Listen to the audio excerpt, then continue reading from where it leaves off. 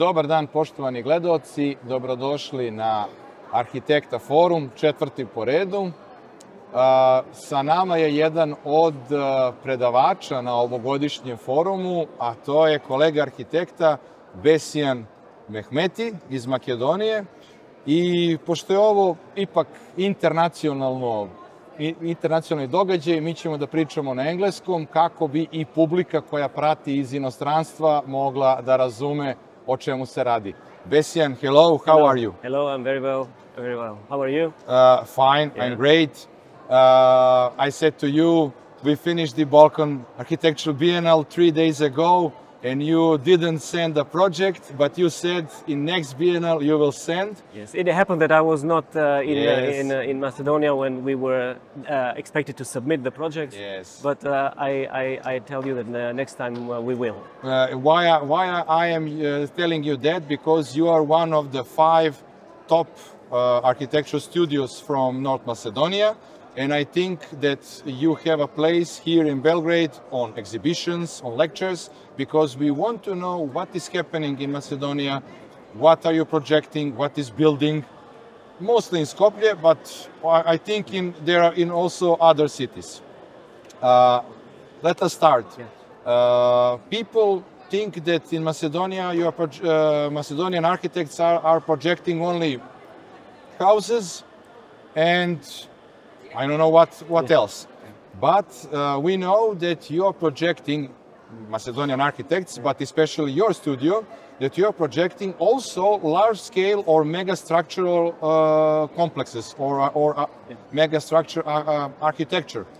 Tell us something about that field of architecture.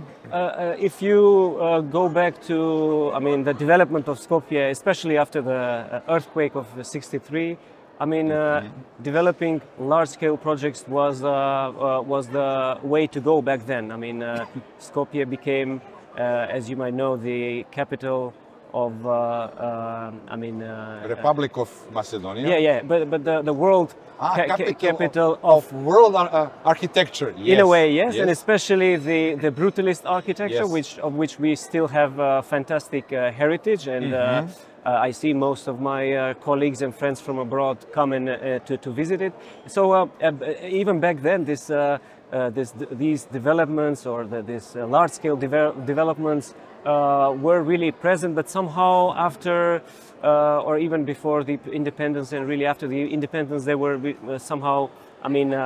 Stopped because of probably economic reasons, I believe. Crisis, yes. But it's interesting that lately the market seems to be eager to look new housing and new housing typologies, and we've been lucky enough to be involved in some of them.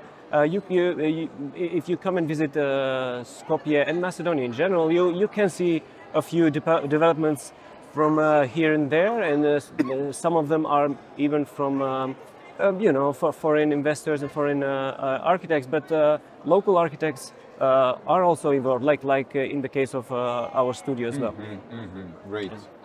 Great. And I saw that there are so many investors from Turkey, from local investors, from somewhere abroad.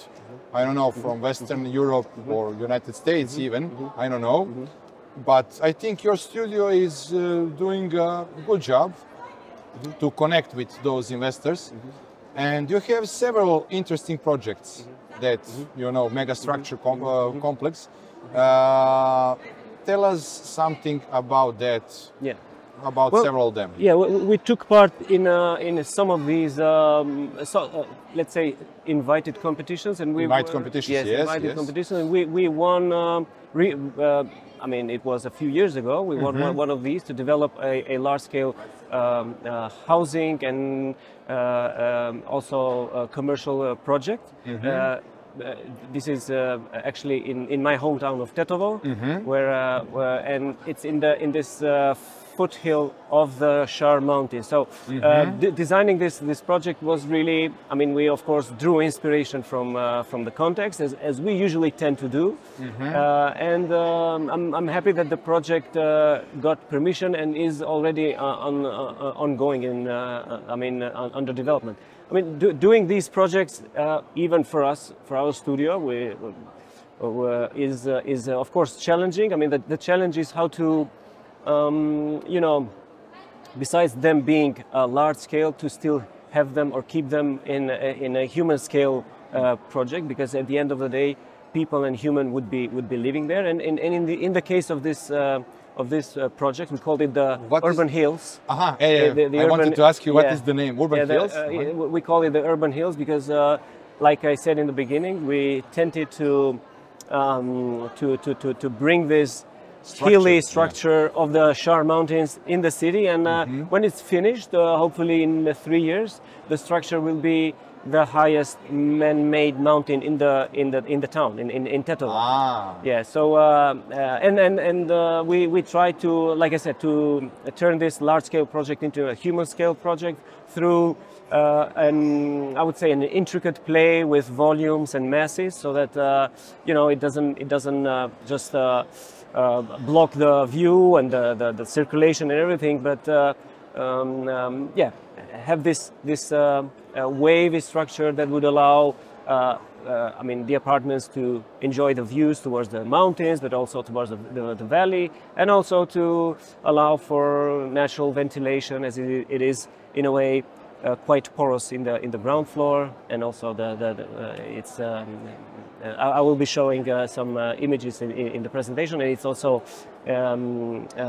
structured so that you have this natural ventilation there. Circulation of air, yes, of everything, of and air sunlight and I think sunlight absolutely. is great. Absolutely. But we also took part in some other competitions, but some of them are on hold, as these large-scale projects tend to, you know, to last. It is not a problem. We know that. Yeah. And some of them we didn't win, but yeah, we're happy that at least one of these projects is being developed. But is there a need for that kind of mega structural large-scale project in Tetovo, for example? How many apartments or I don't know, you know, units are there in your project? Actually, approximately. Well, this project of ours, it has something about 650 apartments. How many? 650. It's one of the, actually it's one of the largest maybe in Macedonia. But the thing is that yeah, I mean the private investors tend to follow the trends. The trends, And it seems that. I mean, in this case, Tetovo is hunger for apartments, and people want new apartments. That's why, of course, they are building them. As it's in the case of Skopje, whereas I mean, Skopje is much larger, and it's again new developments are being are ongoing on every corner of the city. Yeah, I understand, because. So I mean, this concern is very much everybody's concern from what I hear, and your reaction, of course, is natural. But it's true. I mean, it seems that I mean these investors don't just invest; they want to. They are not throwing money in the trash. They want to return their investment, and there seems to be a let's say a boom in the housing. Maybe because there is a trend, similar trend in Serbia, that people are going from village to towns, and it is better to have some kind of authentic architecture, one or two authentic architectural projects in one town, better than 10 some awful buildings that are investor architecture, nothing special.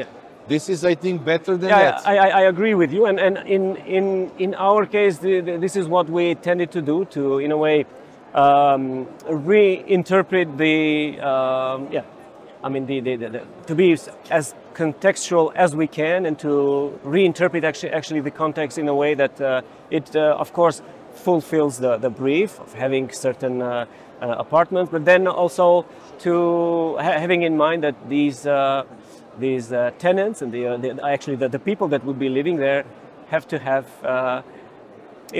humane conditions, and have to have this momentum of connectivity with each other, and the surrounding and the nature and everything. Yes. It is not the only location. No, it must be urbanism, it must be architecture, it must be environment, as you said. As you said. In the case of again, referring to Skopje and again to Tetovo, although we also do work abroad as well, but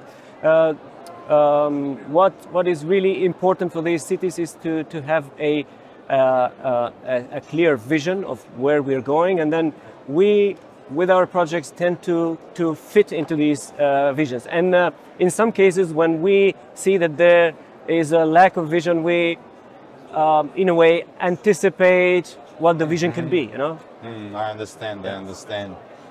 Let us talk about some other projects that are also in that manner of large scale or megastructures that you are developing now. Yeah. Well, another project that I would mention, and that is still half baked, we're still working on it, is another mixed use development in Skopje, where we again tend to, in a way, we've been studying the development of housing projects in Skopje from as early on as 20s and 30s, and then after the World War, and then especially after the earthquake. And in a way, we are, with this project, we're trying to, in a way, think of a new way of living, a new paradigm of living. Of course, it's not easy, since we still have to fit to the needs and the wishes of the investors and the clients, but we are happy that this project got, was received very positively by the client. Now we're in the process of, getting feedback from municipality and here and there, and hopefully we will be able to further develop it, as I said, because we've been working quite hard on it to blend all these ingredients into making it a feasible project. I mean, I would also say that besides working large scale projects, even if we work on a smaller scale projects, the way to come to the projects and to develop the project has this. This philosophy. Philosophy would be, like you said, the philosophy behind it would be the same. But I would also like to point out that besides working in Macedonia, we tend to work also regionally. Great. We haven't done anything yet in Serbia, in Belgrade. Competition is big here. I know, but we also compete in other parts of the world. Like recently, we competed in Oman and we reached second place. Really? Yes. Congratulations. Yes, I will be showing the project later, and then we also do work in Central Asia, in Kazakhstan. Really? Yes, we have we finished one office building, and then a new one, a 18-story actually building, is being constructed right now. We're working on a third project there. So yes, besides Middle East and Central Asia, we also do work in Western Europe. We are about to finish a let's call it also again a larger scale project, about 30,000 square meters of a building in Germany, north of Munich. It's again a mixed use building with an office building and then a warehouse and then commercial areas. So yeah, we tend to be present in other parts of the world also. Take one of those projects and let us hear some details about it. Yeah.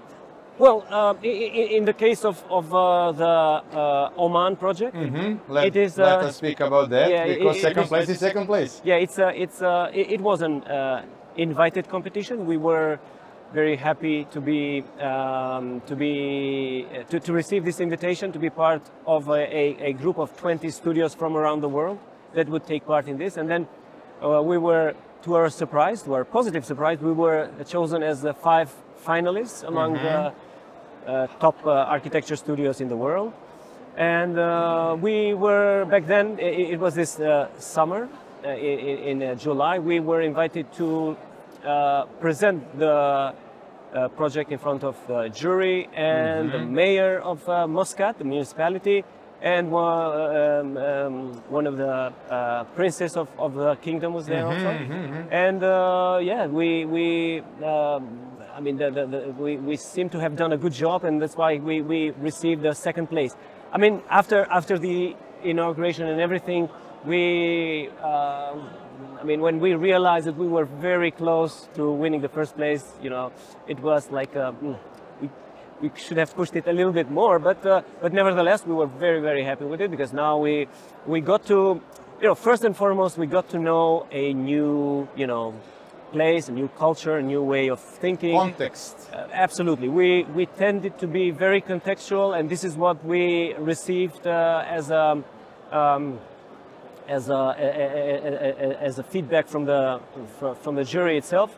In a way, I mean, if you look at our scheme, it's basically we dropped a rock, a solid rock in the site.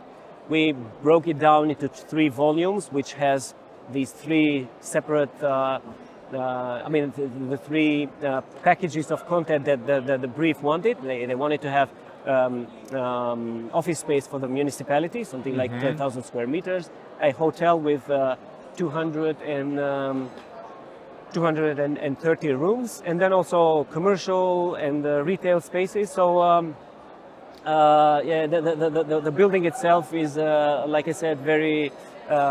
We tended to blend with the Hijjar mountains that are there also in the background. We studied a little bit of the geology and the rock formation and